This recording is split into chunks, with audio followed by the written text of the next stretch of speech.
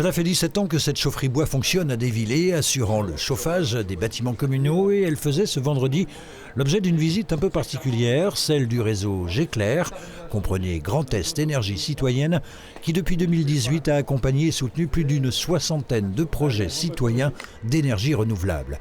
Car c'est bien de cela dont il est question.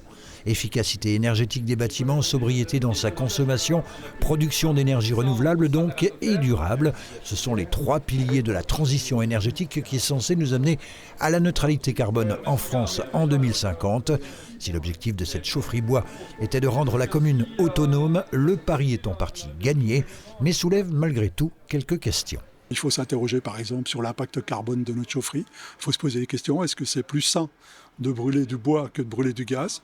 Moi aujourd'hui je ne sais pas bien répondre à cette question-là par exemple. Et il y a des tas d'autres questions. Quel est le niveau ou l'état de notre ressource? Pendant combien de temps on va pouvoir l'exploiter pour notre chaufferie? Sobriété et mixité énergétique peuvent sans doute apporter une réponse, selon cette coopérative d'énergie verte qui travaille sur tout le Grand Est. Une année comme cette année, qui est très compliquée au niveau du climat. On ne sait pas aller en forêt parce qu'il fait trop humide et on a du mal à sortir le bois. Donc si on veut que ça se passe bien, il faut déjà aller sur toutes les énergies. Donc on a aussi la géothermie, on a plein d'énergies renouvelables qui existent. Mais il ne faut pas tout reporter sur une seule énergie et surtout il faut y aller une fois qu'on a fait toutes les démarches en amont d'être sobre.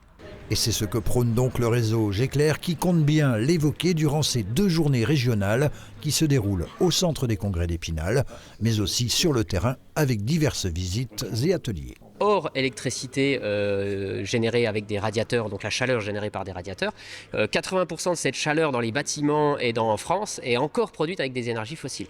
Donc on a beaucoup d'efforts là-dessus. Et puis on a besoin d'une mixité d'énergies renouvelables parce qu'on va avoir besoin de soleil quand il n'y aura pas de vent, on va avoir besoin d'unités de méthanisation quand il n'y aura ni du vent ni du solaire, etc. Donc on a besoin d'un mix comme ça et on a des frontières aussi européennes qui nous permettent d'avoir, quand il n'y a pas de vent en Bretagne, il y en aura certainement en Slovaquie, en Slovénie, etc.